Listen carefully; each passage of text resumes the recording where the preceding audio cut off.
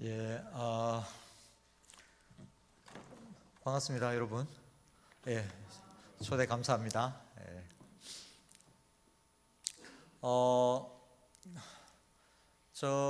저는 우리 이제 천안에 있는 신학대학원에서 우리 신학생들에게 성경을 가르치는 성경 선생입니다.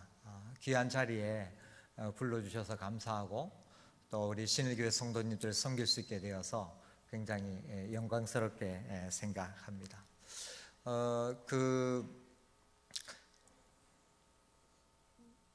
여러분 딱히 여러분들이 제 이름에 관심이 없으시겠지만 제 이름이 좀 특이합니다. 특이한데 제 이름이 권혜생이거든요. 권혜성 아닙니다. 권혜상도 아니고 어떤 교회 가니까 권회생이라고 해가지고 이름이 뭐 부활이다 살아난다 뭐 이렇게 돼 있는데 뭐 하여튼 그렇습니다. 이제 제일 제가 굉장히 낙심한 것은 학교에서 이제 학생들에게 가르치다가 학생들이 기말 레포트를 쓰는데 기말 레포트 표지에다가 담당 교수 권혜성 뭐 이래 써가지고 마음속으로 감점시켰습니다. 우리 신 목사님 예전부터 제가 알던 사이인데 또 제 이름 정확하게 불러주시고 또 이렇게 소개해 주셔서 감사합니다.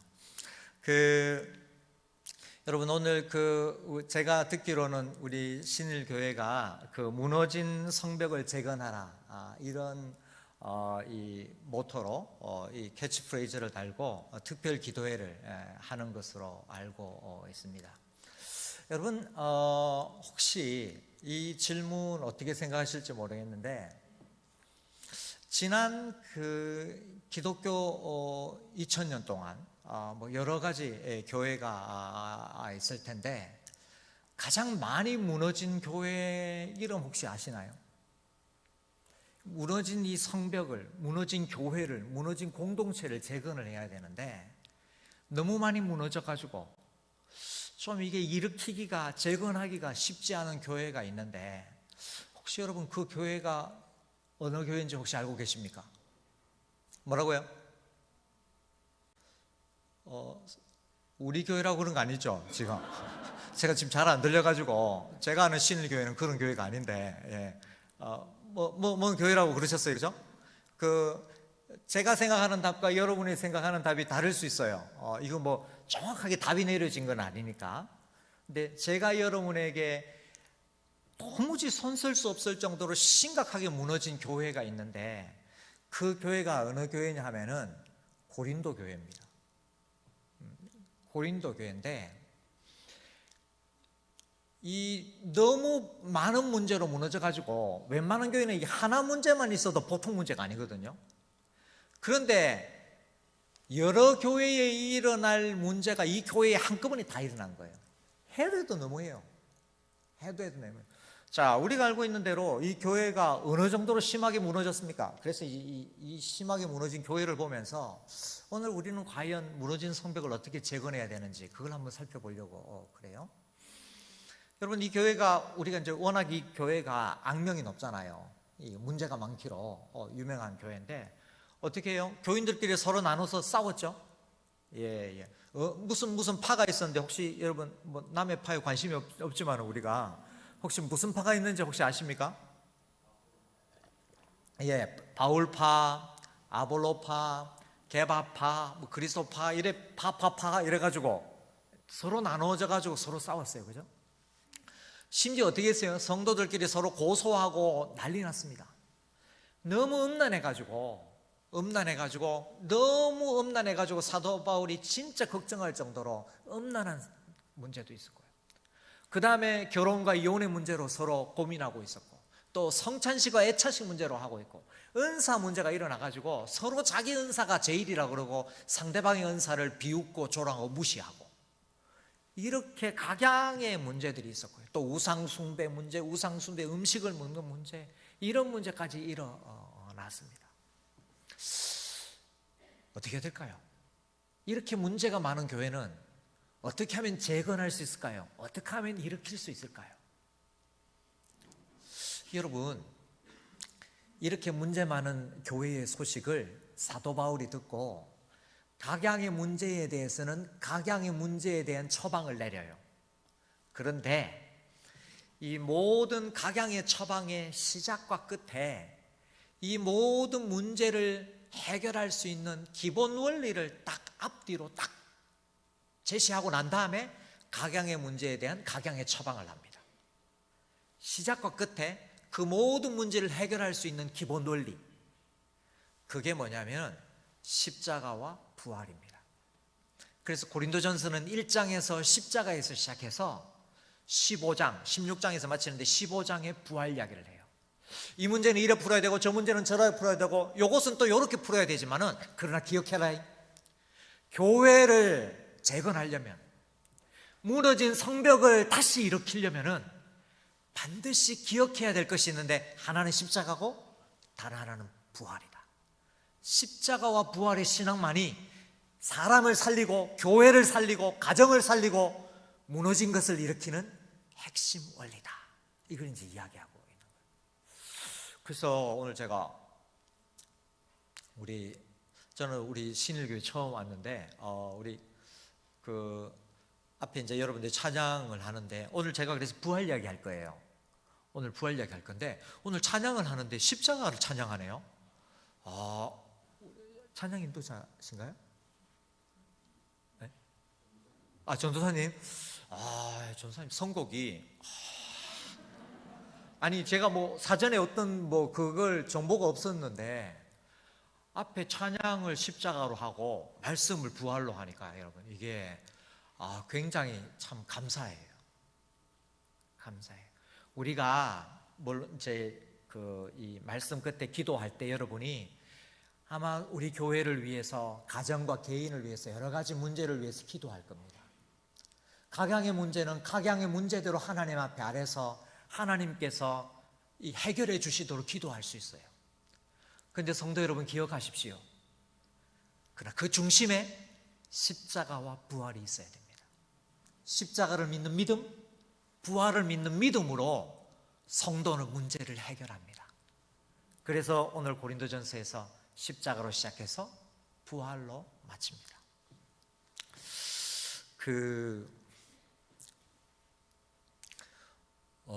제가 우리 신일교회 금요기도회 분위기를 잘 몰라요. 제가 물론 이제 좋은 건 알겠는데 어떤 분들이 주로 어느 분들이 나오는지 잘 몰라가지고 제가 이거 설교를 준비했는데 제일 처음에 뭐 이야기를 하려고 하냐면은, 제가 이렇게 우리 여자 권사님들, 집사님들 많이 오신 줄 모르고 야구 이야기를 준비를 했어요. 그래가지고 제가 지금 솔직히 여러분 글에 안 보이겠지만 제가 조금 당황스러워요. 제가 보기하고 다르게 조금 당황스럽습니다. 근데 여러분 이왕 준비한 건 하고 갈랍니다. 저도 뭐 좀 그게 있거든요. 고집이 있거든요. 여러분 제가 이제 여러분 밤에 말씀을 듣고 기도해서 사실 하루 종일 직장에서 가정에서 이제 피곤하신데도 불구하고 하나님 앞에 뜨겁게 기도하러 나오신 성도 여러분 참 환영하는데, 그래도 혹시 좀 피곤하니까 제가 가끔은 좀 위트나 좀 이렇게 재미있는 이야기를 섞어 가지고 합니다. 그래서 여러분 양해해 주시고 좀 저 설교자가 쓰는 농담이 나하고 안 맞다 싶으면 하루만 참아주세요. 네. 여러분 예전에 저는 원래 고향이 경상도인데, 경상남도 거창이 제 고향인데, 저는 이제 프로야구를 우리 남자 성도님들 계시니까 하는데, 저는 프로야구를 해태 타이거스를 응원합니다. 해태 타이거스를 응원하는데, 근데 지금은 기아 타이거스인데 제가 요즘은 야구를 안 봐요. 근데 제가 어릴 때는 해태 타이거스는 원래 이제 전라도 광주에 연고를 두고 있거든요. 그래서 제가 경상도에서 목숨의 위협을 받으면서 제가 해태 타이거스를 응원했습니다. 이제 80년대 초반에 프로야구가 이제 출범을 해가지고, 제가 어려가지고 그때는 야구는 너무 좋아하고 재미있어가지고 좋아했는데 제가 연고지가 있는 이런 걸 잘 몰랐어요. TV만 보고 이제 하다가 이 팀이 여러 개 있는데 어느 팀을 응원하지 보니까 해태 타이거스인데 해태잖아요. 제 이름이 뭐예요? 그런 깊은 뜻이 있게 제가 응원을 했습니다. 그래서 했는데 그래서 제가 이제 너무 야구를 좋아해가지고 지금도 여러분 해태 타이거스 혹시 해태 타이거스 팬 계십니까? 여기 별로 우리 시 목사님은 삼성 라이온스, 우리 시 목사님은 대구시니까 허장로님은 롯데 자이언츠, 롯데, 보면 압니다. 그래서 이제 제가 너무 좋아해가지고 지금도 해태 타이거스 원년 멤버들 선수들 알아요. 1번 김일권에다가 3번 김성환, 4번 김봉현, 5번 김준환 뭐 이런 식으로 해가지고 쫙 했습니다. 근데 여러분 당시에 이제 시골이니까 제가 야구 경기장에는 제가 안 가보고 이 TV로 봤는데 당시에 MBC하고 KBS가 중계를 해줬는데 저는 그 해설위원이 MBC는 그 허구연 씨라고 지금 아마 뭐 활동하고 계시고 KBS에서는 그 작곡하신 하일성 씨라고 이제 이분이 이제 중계를 했는데 저는 상대적으로 이제 KBS 중계를 주로 봤습니다. 왜냐하면 이제 MBC 중계는 이제 허구연 씨인데 허구연 씨가 이분이 고향이 아마 그 부산인가 아마 그래요. 그래서 이제 이분인데 자꾸 이제 그 해설하는데 그 변화구를 던져야 되는데 자꾸 배나구를 던진다 그래가지고 이게 자꾸 제가 이게 거슬려가지고 제가 이제 KBS를 했는데 KBS 중계를 주로 봤는데 근데 이제 이 하일성 씨가 중계를 하면은 제가 참 여러분 그때 제가 초등학생인데 그 어린 나이에도 이분의 이 해설이 너무 기가 막힌데 두 개가 참 특이했어요. 이분은 투수가 공을 던지는데 지금 이때쯤 되면 지금 볼 카운트 되면은 그 다음에 무슨 공을 던질지를 알아맞혀요. 지금 이때는 인코스에 이 인코스 꽉 차기 빠른 직구를 던져야 된다 그러면 아니나 다를까 투수가 그런 공을 던지는 거예요. 지금 이때쯤 오면은 바깥쪽에 슬라이더를 던져야 된다면 또 그렇게 던지는 거예요. 너무 신기한 거예요. 근데 두 번째로 이분이 좀 특이했던 게 뭐냐면은 지금 이제 가을 야구 할 때 10월, 11월 봄야구는 하면 한 5월쯤 되면은 투수든 타자든 슬럼프를 겪어요. 슬럼프를 겪으면 항상 이분이 뭐라고 하냐면은 아무개 선수 동계훈련을 게을리했습니다. 동계훈련을 게을리하면은 이 중간쯤 되면은 슬럼프가 찾아온대요. 근데 그 동계훈련에는 주로 선수들이 뭐 하냐면 기본기를 다십니다. 투수는 투구 폼을 딱 다시 한번 점검해 가지고 계속 던지는 훈련을 하고 타자는 타격 폼 해가지고 배팅 연습을 계속 하는 거예요. 동계훈련은 뭐냐면 기초 체력 훈련, 기초 타격 훈련, 기초 던지는 훈련. 그래서 기초를 튼튼히 하는 것은 아니에요. 왜 슬럼프가 오느냐? 왜 침체가 오느냐? 기초 훈련을 게을리하게 돼요. 그래서 아무개 선수는 하루빨리 다시 기초로 돌아가야 된다. 그래야만이 슬럼프를 겪고 이 위기를 탈출할 수 있다. 오늘 바울이 지금 이야기를 하고 있는 것입니다. 고린도 교회에 너무 문제가 많은 거예요. 이 문제도 있고 저 문제도 있고 저 문제도 있고. 바울이 딱 지나갑니다. 아무개 성도, 아무개 집사, 아무개 교회, Go back to the basics. 기본으로 돌아가라. 그 신앙의 기본이 뭐냐? 십자가와 부활이다. 이렇게 하면서 1장에서 유대인은 표적을 구하고 헬라인은 지혜를 구하나 우리는 십자가를 자랑하고 전한다.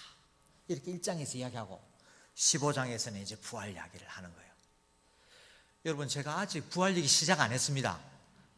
지금 이제 시작하려고 그래요. 이제 시작하려고 하는데 제가 한번 설명을 해 보도록 하겠습니다. 여러분 그 헨리 나우엔이라는 사람이 죽음 가장 큰 선물에 이게 이야기 꾸며낸 이야기인데 어머니 뱃속에서 이란성 쌍둥이가 어머니 뱃속에 있는 이란성 쌍둥이가 서로 태아가 대화를 주고받는 내용이에요. 오빠하고 여동생하고 어머니 뱃속에 있는 아기들이 이런 여러분 내용인데 한번 들어보시겠습니까? 오빠하고 여동생이 이렇게 이야기합니다. 여동생이 오빠에게 말했다. 여동생, 오빠, 난 말이지 태어난 후에도 삶이 있다고 믿어. 오빠, 무슨 말이야? 절대 그렇지 않아. 너와 내가 있는 여기가 전부라니까. 여기는 어두워도 따뜻하지. 또 우리를 먹여주고 살려주는 이 탯줄만 잘 붙들고 있으면 딴 일을 할 필요가 없다고. 여동생, 아니야, 이 캄캄한 곳보다 더 좋은 것이 있을 거야. 어딘가 다른 곳 말이야. 마음껏 움직일 수도 있고 환한 빛이 비치는 곳이 반드시 있을 거야. 그렇지만 여동생은 쌍둥이 오빠를 설득시킬 수 없었다. 잠시 침묵이 흐른 뒤 여동생이 다시 말했다. 여동생, 오빠 말해줄 게 또 있어. 오빠는 안 믿겠지만 말이야, 나는 엄마가 있다고 믿어. 오빠, 엄마라고? 무슨 뚱딴지 같은 소리야. 너나 나나 우리가 엄마를 한 번도 본 적이 없어. 대체 어떤 놈이 그런 생각을 자꾸 불어넣는 거야? 이것도 알고 보면은 그렇게 나쁜 곳이 아니야. 우리에게는 필요한 게 다 있으니까 말이야. 그러니까 쓸데없는 생각하지 말고 여기에 만족하도록 해. 오빠의 기세에 눌린 여동생은 잠시 동안 말을 꺼내지 못했다. 여러분, 이런 이야기입니다. 엄마 뱃속에서 오빠하고 여동생이 이야기하고 있는 거예요. 우습죠? 근데 성도 여러분, 하늘에 있는 사람들이 우리를 볼 때, 혹은 하나님이 우리를 보실 때, 세상 사람들을 보실 때 그렇게 하지 않을까요? 많은 사람들이 쌍둥이 오빠와 같은 생각을 하고 있습니다. 부활을 믿지 않고 부활 이후의 삶을 부정합니다. 그들은 눈에 보이는 것만을 의지하기 때문에 굉장히 이성적이고 논리적으로 보입니다. 보이지 않는 부활의 세계를 바라보는 것이 쓸데없다고 합니다. 부활을 믿지 않는 것은 새삼스러운 주장이 아닙니다. 예수님 당시에 사두개인들로부터 시작해가지고 지난 2000년 동안 다양한 사람들이 부활을 부인했습니다. 그들은 각양 이론을 제기하며 할 수만 있으면 예수님의 부활을 무력화하려고 했어요. 1세기 고린도 교회 안에도 이 부활을 믿지 않는 사람들이 있었습니다. 여러분, 오늘 성경 한번 보실까요? 오늘 본문 12절 한번 보실까요? 오늘 본문 12절, 같이 한번 읽어볼까요? 시작. 그리스도께서 죽은 자 가운데서 다시 살아나셨다 전파되었거늘 너희 중에서 어떤 사람들은 어찌하여 죽은 자 가운데서 부활이 없다 하느냐. 고린도 교회에 어떤 사람들이 부활이 없다고 하는 사람들이 들어와가지고 사람들을 자꾸 깨는 거예요. 여기가 다야. 여기가 다야. 그래서 이 땅에서 우리가 뭔가 누리고 이 땅에서 우리가 우리의 목표를 쟁취해야 돼. 그것을 쟁취하기 위해서 파당을 만들고, 그것을 쟁취하기 위해서 남을 무시하고, 그것을 쟁취하기 위해서 내 눈에 안 들고 내 마음에 안 드는 것들은 마음대로 괴롭혔습니다. 이 사람들이 부활을 도무지 믿지 않는 일군의 사람들이라고 하는 학자도 있고요, 아니면은 이 영혼 불멸을 믿지만 헬라 사상의 영향을 받아서 영혼 불멸을 믿지만은 육체의 부활을 믿지 않는 사람들일 수 있다, 이렇게 논란을 벌입니다. 아무튼 이런 자들이 들어와서 할 수만 있으면 예수님의 부활과 성도들의 부활에 대한 의심을 교회에 전염시켰습니다.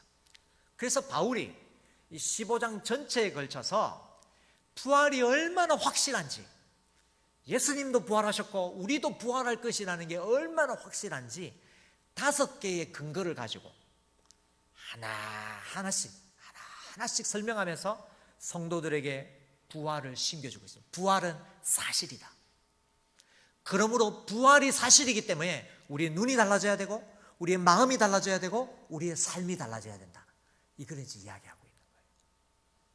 그래서 제가 지금 여러분 이 고린도전서 15장에 나오는 부활이 사실이라는 이유, 이게 5가지를 설명하려고 그래요. 근데 여러분, 여기 우리는 이제 부활을 믿잖아요. 한 분 아멘. 여러분, 우리는 지금 이제 부활을 믿잖아요. 그래서 제가 5가지 설명을 하기 때문에 이게 좀 이게 왜냐하면 이게 증명을 해야 되기 때문에 조금 딱딱할 수 있어요. 그래서 혹시 관심 있는 분은 듣고요. 나는 부활을 믿기 때문에 이왕 믿기 때문에 그냥 딴 생각하시거나 잠깐 조셔도 돼요. 그래서 5번째 대가 끝날 때 되면 제가 다시 정신 차리라고 이야기할 거예요. 그러나 우리가 부활을 믿더라도 내가 믿는 부활이 이런 근거가 있었구나라고 그게 한번 들어볼만 하겠다 싶으면 들으셔도 돼요. 하여튼 지금 5개 지금 딱딱한 이야기 할 거예요. 딱딱한 이야기. 자, 그럼 바울이 딱딱하지만 중요하기 때문에 예수님의 부활과 우리의 부활이 얼마나 확실한지 5개의 이유를 댑니다. 첫 번째, 뭐라고 그랬냐면은 자꾸 이 부활을 안 믿는 사람들이 들어와가지고 부활은 제자들이 꾸며낸 이야기라고 하거든요. 예수님도 부활 안 했고 우리도 부활, 제자들이 자꾸 예수는 진짜 죽었는데 죽고 없어졌는데 자꾸 제자들이 꾸며낸 이야기라고 그래서 바울이 첫 번째 뭐라고 그러냐면 우리가 믿는 부활이 사실은 첫 번째 뭐냐면 성경이다라고 얘기해요. 성경이 예수님 부활했다는 것을 증명한다는 거예요. 이게 무슨 말인가? 무슨 말이냐면 부활은 제자들이 갑자기 꾸며낸 게 아니라 예수님이 오시기 이미 몇백 년 전부터 예수님이 죽고 부활할 거라는 게 벌써 예언되어 있다. 따라서 꾸며낸 게 아니라 예수님의 십자가와 부활은 예언된 대로 이루어진 성취된 사건이다. 이걸 이야기해요. 그게 뭐냐면 여러분 3절 4절입니다. 3절 4절 한번 볼까요?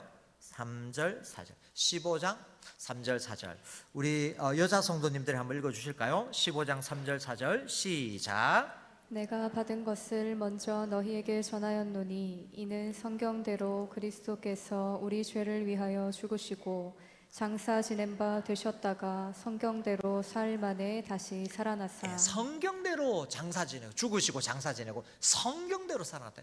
여러분 성경 여기서 말하는 성경은 구약 성경이거든요. 구약 성경에 예수님이 죽는다 라는 말이 어디 있을까요? 몇 군데 있습니다. 가장 확실한 것은 우리가 잘 아는 거예요. 그가 찔림은 우리의 허물 때문이에요. 그가 상함은 우리의 죄악 때문이야. 이사야 53장 예수님 오시기 700년 전에 벌써 메시아는 우리의 구원자는 오시면 죽게 되어 있어요. 성경에 미리 예언되어 있어요.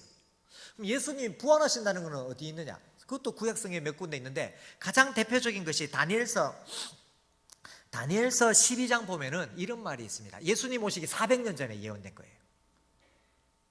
이 부활이 일어난다는 거예요. 다니엘서 12장 2절에 보면 이렇게 되어 있습니다. 땅의 티끌 가운데서 자는 자 중에서 많은 사람이 깨어나 영생을 받는 자도 있겠고 수치를 당하여서 영원히 부끄러움을 당할 자도 있을 것이다. 사람의 부활과 사람의 영생과 사람의 심판이 예수님 오시기 400년 전에 예언이 되어 있는 거예요. 그래서 부활은 제자들이 갑자기 꾸며낸 것이 아니라 700년, 400년 전에 예언된 대로 성경에 예언된 대로 이루어졌다. 성경이 부활을 증명한다. 이게 첫 번째입니다. 두 번째는 목격자예요. 여러분 유대인들은 증인이 몇 명이 있으면 효력이 뭐가 좋습니까? 증인이 몇 명 있어야 이 효력을 먹어줬어요? 2명 이상. 그래서 2-3명이 증언이면 혼자 증언을 안 믿어주고 2명 이상 2-3명의 증언이 있으면 이 효력이 발생했어요. 바울이 지금 예수님의 부활이 사실이라는 것을 증언을 몇 명이 하냐면은 최소 500명이에요. 아예 대놓고 말하는 거예요. 이 유대인들은 2-3명만 되면은 그게 진짜라고 법정에서 효력이 있는데 바울은 뭐냐면은 보십시오. 5절 보십시오. 게바에게 보이시고 후에 12제자에게와 그 후에 500여 형제에게 일시에 보이셨나니 500명이 있는 목격자가 있는 거예요. 그래서 부활이 사실인 이유 목격자가 있어요. 목격자가 부활이죠. 그리고 이 부활의 목격자 500명 있는 목격자 중에 바울이 고린도전서를 쓸 때 거의 대부분은 다 살아있어요. 만약에 바울이 전한 부활이 사실이 아니라면 다른 이 500명이 넘는 이 목격자들이 이의를 제기했을 텐데 고대 문헌에 이 사람들이 이의를 제기했다는 증거가 하나도 없어요. 근데 이렇게 500명이 넘는 증인이 예수를 봤다고 500명이 넘는 사람이 이야기를 했는데도 사람들은 할 수만 있으면 예수 부활 안 했다, 우리도 부활 안 할 것이다, 이렇게 부인하려고 해요. 여러분 가만히 보면요, 사람들은 일반 역사에서는 신빙성이 이 신약 성경보다 훨씬 떨어지는데도 잘 받아들여요. 예를 들어서 우리가 삼국시대에 대해서 알기 위해서는, 여러분 혹시 삼국시대에 대해서 알려면 사람들이 무슨 책을 제일 많이 의존하면서 살펴보는지 아십니까? 그 삼국사기나 삼국유사예요. 그래서 예를 들면 계백장군의 용맹, 김유신 삼국통일 한 이야기, 그 다음에 을지문덕 장군의 살수대첩 이런 거 있잖아요. 이런 거 보려면 삼국사기나 삼국유사를 봐요. 그런데 여러분, 이 삼국사기나 삼국유사는요, 실제 삼국시대보다 500년 뒤에 고려시대 때 쓴 거예요. 500년 뒤에 고려시대 때 썼어요. 그런데도 사람들은 계백 이야기, 김유신 이야기, 을지문덕 이야기는 다 여기서 보고 아무도 의심을 안 해요. 그런데 이 신약 성경은 예수님이 부활한 후에 기껏해야 30년 후에 쓰여진 거거든요. 500년 뒤에 쓰여진 거는 아무 의심 없이 다 믿고, 30년 뒤에 쓰여진 것은 할 수만 있으면 부인하려고 그래요. 제자들이 꾸몄는 이야기라고. 뭐 부활이 어디 있냐고, 여기가 다지. 유독 신약 성경에만 엄격한 잣대를 들면서 할 수만 있는 대로 역사성을 부인하려 합니다. 분명한 목격자가 있음에도 불구하고 예수님의 부활은 지난 2000년 동안 의심받고 거부당해 왔습니다. 신약 성경보다 더 역사적인, 이보다 더 역사적이고 사실적인 문헌은 있을 수가 없습니다. 그래서 예수님의 부활은 첫 번째 성경, 두 번째 목격자, 세 번째 자연의 이치, 과학적인 이치도 마찬가지. 죽은 사람이 이런 그런 신화적인 거, 비과학적인 게, 비이성적인 게 어디 있느냐?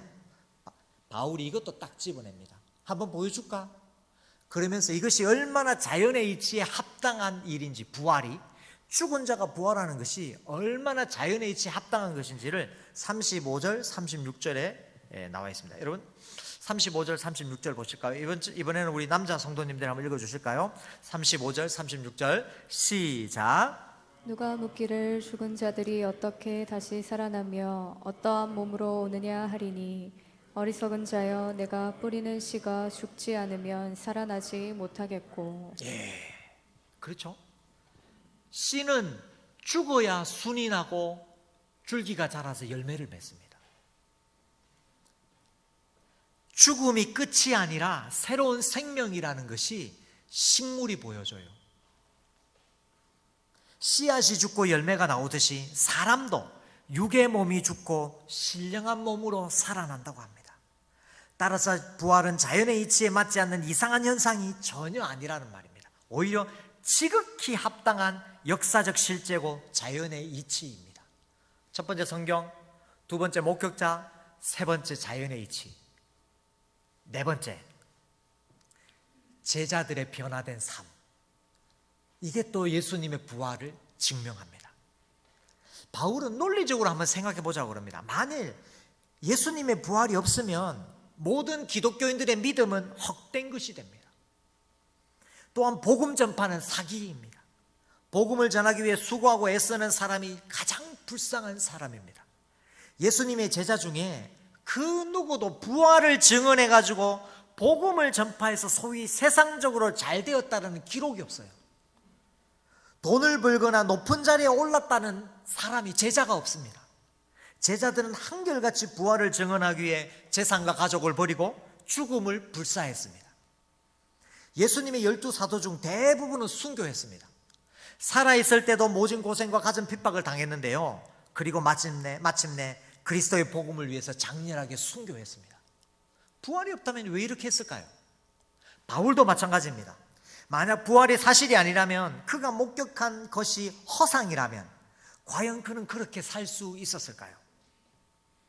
없는 부활을 전해서 얻을 이익이 전혀 없는데 왜 그는 그렇게 희생하며 부활을 전했을까요? 우리가 알다시피 바울은 당대 최고의 랍비인 가말리엘 문화에서 최고 교육을 받았습니다. 교육적으로 말하면 엘리트입니다.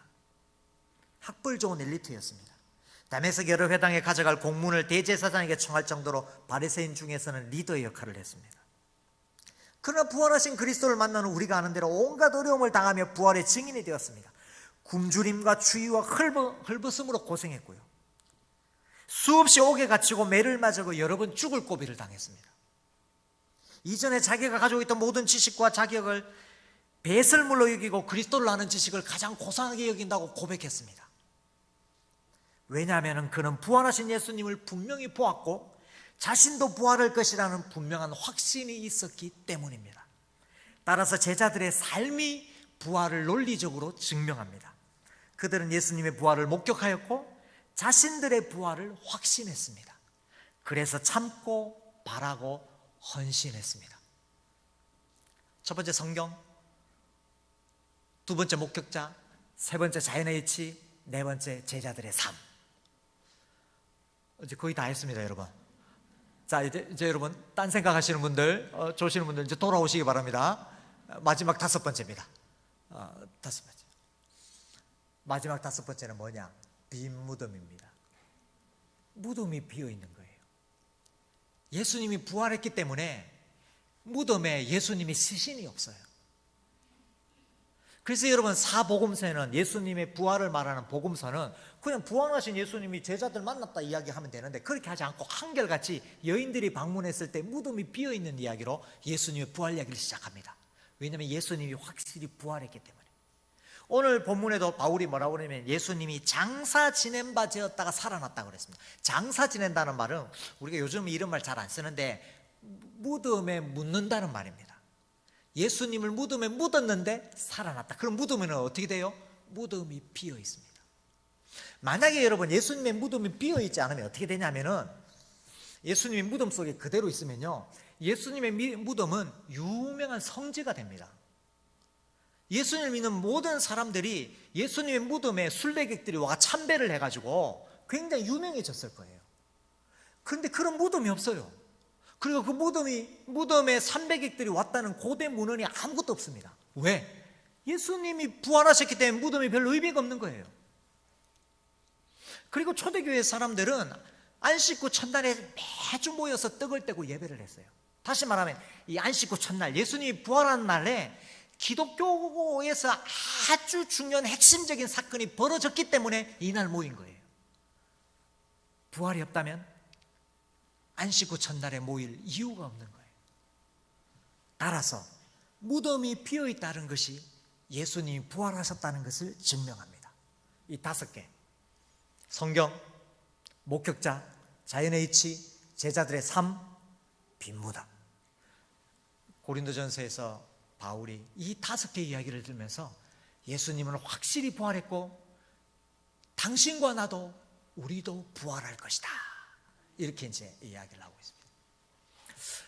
여러분 이제 이거를 이제 이야기한 다음에 우리는 이제 기본적으로 부활을 있지만은 이렇게 이제 기초를 깔고 그 다음에 사도 바울이 정말로 하고 싶은 이야기를 합니다. 그게 뭐냐면은 다 하고 난 다음에 부활 이야기를 다 하고 난 다음에 58절입니다. 여러분 오늘 보면 58절 한번 보실까요? 오늘 보면 58절 마지막으로 58절 한번 읽어보겠습니다. 시작. 그러므로 내 사랑하는 형제들아, 견실하며 흔들리지 말고 항상 주의 일에 더욱 힘쓰는 자들이 되라. 이는 너희 수고가 주 안에서 헛되지 않은 줄 알미라. 앞에 57절까지 부활은 사실이다, 확실히 있다, 이거를 다섯 개의 근거를 가지고 증명한 다음에 만약에 이것이 부활이 사실이라면 우리에게는 두 가지가 필요하다고 하는 거예요. 이 58절에서 이게 부활이 진짜 사실이라면 우리는 이 두 가지를 해야 돼요. 부활이 가짜가 아니고 제자들이 만들어낸 게 아니고 예수님이 진짜 부활했고 우리도 부활할 것이 확실하다면 우리에게 두 가지가 필요한 거예요. 첫 번째, 믿음이 필요합니다. 첫 번째는 믿음이 필요해요. 그래서 그러므로 내 사랑하는 자들 형제들아 견실하며 흔들리지 말아라. 이것은 흔들리지 않는 믿음을 말하는 거예요. 굳은 믿음을 말하는 거예요. 그 누가 뭐래 해도, 그 누가 아무리 흔들어도 예수님 부활하셨고 나도 부활할 것이다, 나는 부활한다 라는 그 믿음을 흔들리지 말고 굳게 믿고 살라는 것입니다. 이 세상의 삶이 다가 아니다, 나에게는 다가오는 부활의 삶이 있다, 이것을 흔들리지 않고 믿으란 말입니다. 두 번째, 그 다음에 믿고 난 다음에는 어떻게 해야 되느냐? 믿고 난 다음에는 그 믿었으면은 믿음에 따라 살아야 되는데, 부활을 확실하게 믿는 사람은 어떻게 되어야 되냐면은 주의 일에 힘쓰는 자들이 되어야 됩니다. 진짜 예수님이 부활했고 나도 부활할 것이 확실하다면, 그것을 믿는다면 주의 일에 힘쓰는 자들이 되어야 됩니다. 여러분, 이 힘쓰다라는 말이요, 힘쓰다는 말이 고린도전서에 2번 나오거든요. 여기 58절에 나오고, 그 다음에 어디에 나오냐면 14장에 나오는, 14장 12절에 나오는데, 거기에 보면 어떨 때 힘쓰다는 말이 나오냐면 교회의 덕을 세우기 위해서 이 힘쓰다는 거 나와요. 교회의 덕을 세운다. 교회의 덕을 세운다는 말은 이게 좀 추상적인데 무슨 말이냐면 교회를 건강하고 아름답게 세우는 것을 말합니다. 우리 교회가 건강하고 아름답게 세워지도록 하는 거예요. 그래서 뭐냐면은 14장에서는 주님이 주시는 은사를 따라서 사랑으로 교회를 아름답고 건강하게 세워가는 것을 주의 일이라고 합니다. 그래서 여기서 사도 바울은 15장에서는 만약에 당신이 부활이 사실이고 부활을 믿는다면은 사랑으로, 은사로 교회를 세우는데 힘쓰라 라고 말을 하고 있거든요. 근데 이제 이게 주의 일이라는 게 원래는 무슨 말이냐면 주님을 위한 모든 일을 다 뜻할 수 있습니다. 원래 단어 자체는 주님을 위한 모든 일을 합니다. 따라서 이 성도가 주님을 위해 사는 모든 삶이 주의 일이 될 수 있고 부활의 삶이 될 수 있습니다. 그런데 이 본문의 문맥은 제가 이야기했잖아요. 이 무너질 대로 무너진 고린도 교회의 문맥에서는 여기서 주의 일이라는 것은 다분히 무너진 교회를 건강하고 아름답게 세워가는 거예요. 무너진 교회를 건강하게 아름답게 세워가는데, 제가 초반부에 설명했죠. 고린도 교회가 지금 어떻게 무너졌느냐. 성도들이 파당을 지어가지고 교회 분열을 일삼았습니다. 서로 세상 법정에 고소하면서 싸웠습니다. 성적으로 타락했습니다. 우상의 재물을 먹는 문제로 또 서로 다퉜습니다. 성찬과 애찬의 문제 가지고 또 서로 자기의 은사가 제일이라고 상대방을 무시하면서 이렇게 싸웠습니다. 그래서 교회가 무너져 가고 있었어요. 교회가 훼손되고 몸살을 앓고 있었습니다. 그래서 이러한 교회를 위해서 1장에서 십자가의 정신을 이야기한 다음에 15장에서 성도의 부활을 이야기한 다음에 믿음으로 이러한 무너져가는 교회를 바르게 세울 것을, 부활이 확실하다는 것을 믿는다면 그 믿음에 흔들리지 말고 교회를 세워가는데 좀 힘써달라라고 주문하고 있는 것입니다. 그러면서 바울은 자기부터 교회를 건강하게 아름답게 세우는 것을 시작을 하는 거예요. 그게 어디냐면은 오늘 58절 읽었는데 내 사랑하는 형제들아 이 말입니다. 내 사랑하는 형제들아. 고린도 교회 성도들을 향하여 내 사랑하는 형제들이라고 부르는 거예요. 여러분, 우리가 초반부에 봤잖아요. 고린도 교회 안에는 바울을 좋아하고 따르는 사람만 있는 게 아니에요. 누구를 좋아하는 사람도 있었다고요? 아볼로를 좋아하고 따르는 사람이 있어요. 또 베드로를 좋아하고 따르는 사람이 있어요. 그러니까 자기를 좋아하고 자기를 인정해 주는 사람만 있는 게 아니라 자기를 반대하고 거절하는 사람도 있어요. 그런데 그 사람들을 향하여 내 사랑하는 형제들아. 자기가 보기에는 너무 믿음이 연약해가지고 아무것도 아는 일에 삐지고 싸우고 이런 거예요. 우상의 재물 가지고 막 하고 자기 은사가 제일이라고 하고 너무 성도들의 믿음이 연약하고 형편이 없는 거예요. 근데 바울이 뭐라고 그래요? 내 사랑하는 형제들아. 믿음이 연약한 성도도, 자기를 거부하는 성도도 내 사랑하는 형제들아 하면서 품으려고 합니다. 여러분, 이게 형제들아라고 부르는 게요, 형제들아, 성도를 형제들아라고 부르는 게 성도에, 우리가 성경에 자주 나오는 것 같지만요, 형제들아라는 말이 잘 안 나와요. 창세기부터 요한계시록까지 형제들아라고 부르는 호칭이 고린도전서에 제일 많이 나와요. 고린도전서에 20번이 나와요. 그래서 바울은 계속해서 자기를 반대하는 사람들을 향하여 형제들아 형제들아 부르는 거예요. 그리고 나서 15장에 부활을 이야기하고 난 다음에는 거기다 뭐라고 하냐면 내 사랑하는 형제들아. 부활을 믿기 때문에 사람을 대하는 태도가 달라지는 거예요. 자신을 반대하는 일들도 너그럽게 품어줍니다. 자신을 거부하는 믿음이 연약한 사람들도 따뜻하게 안아줍니다. 이것이 바로 부활을 믿는 사람의 첫 번째, 주의 일에 힘쓰는, 그래야 교회가 세워지니까, 그래야 공동체가 세워지니까. 코로나 와중에 우리 신일교회가 이 코로나 와중에 많이 힘들었지만, 우리가 코로나 와중에 우리 교회가 참 많이 힘들었지 않습니까? 개인적으로도 힘들고. 이런 어려운 와중에 제가 좀 전에 우리 목사님을 통해서 우리 신일교회 많은 성도님들께서 교회를 세우기 위해서 열심히 애쓰셨다고 들었습니다. 어려운 교회를 위해서, 아름답고 건강하게 세워가기 위해서 기도해 주시고, 사랑으로 섬겨 주시고, 또 정성껏 헌금해 주시고, 예배의 자리를 지켜주셔서 성도 여러분 감사합니다. 우리가 이렇게 하는 이유는 부활을 믿기 때문입니다. 이 세상의 삶이 다가 아니라 우리에게는 다가오는 또 다른 세상이 있다는 것을 믿기 때문입니다.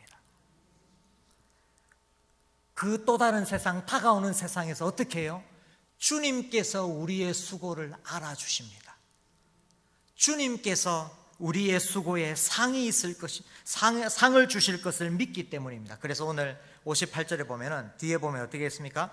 항상 내 사랑하는 형제들아 견신하며 흔들리지 말고 항상 주의 일에 더욱 힘쓰는 자들이 되라, 이래 했잖아요. 그 다음에 여러분 마지막 같이 읽어볼까요? 주 안에서 헛되지 않은 줄 알미라. 이는 너희 수고가 주 안에서 헛되지 않은 줄 알미라. 무슨 말입니까? 주님이 알아주신다는 말이에요. 부활의 날에 다가오는 세상에서 우리 주님이 알고 갚아주실 것이다.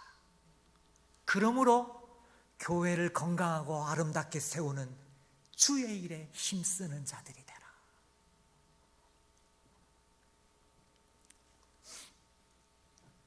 오늘 제가 이제 우리 신일교회 처음 왔는데 우리 장로님들, 우리 권사님들 만나 뵙게 돼서 반갑습니다. 또 우리 집사님들, 또 우리 구역장님들, 교사, 성가대, 제가 언급하지 않았지만은 이 모양 저 모양으로 우리 교회를 아름답게 세워가기 위해서 애쓰시는 우리 성도 여러분 참 감사합니다. 그런데요, 제가 한번 여러분에게 여쭤보겠습니다. 여러분 마음속으로 한번 대답해 보세요. 혹시 우리 중에 섭섭한 분 안 계세요? 마음에 좀 섭섭함이 있는 분 안 계세요? 사람들이 내 수고를 알아주지 않아서 마음이 좀 섭섭한 분 안 계세요? 나는 내 힘든 와중에도 할 만큼 했는데 사람들이 내 수고를 알아주지 않아서, 인정해주지 않아서, 목사님이 좀 더 알아주시면 좋겠는데, 장로님, 권사님이 혹은 옆에 있는 다른 분들이 내가 이렇게 애쓰는 거 좀 알아주면 좋겠는데 좀 알아주지 않아서 혹시 마음에 섭섭한 분 아니 계십니까? 성도 여러분, 기억하시기 바랍니다. 우리 주님께서 알아주실 것입니다. 우리 주님께서 보시고 너희 수고가 주 안에서 헛되지 않은 줄 알미라. 주님께서 갚아 주실 것입니다. 여러분, 바울이요, 아까 제가 이야기했잖아요. 자기를 반대하는 게바파, 아볼로파도 품으려고 내 사랑하는 형제들아 이렇게 했다고 그러잖아요. 그럼 우리가 상식적으로 생각했을 때 바울이 내 사랑하는 형제들아 그렇게 했으면은 그 게바파, 아볼로파를 지지했던 사람들이 바울이 이런 나한테 내 사랑하는 형제들이라고 그러네. 너무 감동받아가지고 어머 사도님 이렇게 하면서 가서 안겼을까요? 그런 사람도 있지만은 바울이 품으려고 해도 품에 안기지 않는 사람들이 또 있었을 거예요. 여전히 반대하고 여전히 바울을 인정해 주지 않고 여전히 바울의 노력을 거부하고, 그런데 바울이 멈추지를 않습니다. 16장에 가면은 또 형제들아 하고 또 불러요. 사람들이 받아주든지 안 받아주든지, 옆에 있는 사람이 알아주든지 안 알아주든지 계속해서 교회를 세워가는 일에 힘씁니다. 왜요? 주님이 알아주실 것이기 때문에. 예수님 부활하셨고 나도 부활할 것을 확신하기 때문에 알아주면 좋고 감사하고, 알아주지 않아도 신경 쓰지 않고 상관하지 않는 사람, 그 사람을 뭐라고 그런다고요? 부활의 사람입니다. 옆에 있는 사람, 교회 사람들이 인정해 주면 감사하지만은 인정해 주지 않아도 오직 주님의 인정만 바라보고 사는 사람, 그 사람이 부활을 믿는 사람입니다. 견고하고 흔들리지 않으며 주의 일에 힘쓰는 사람.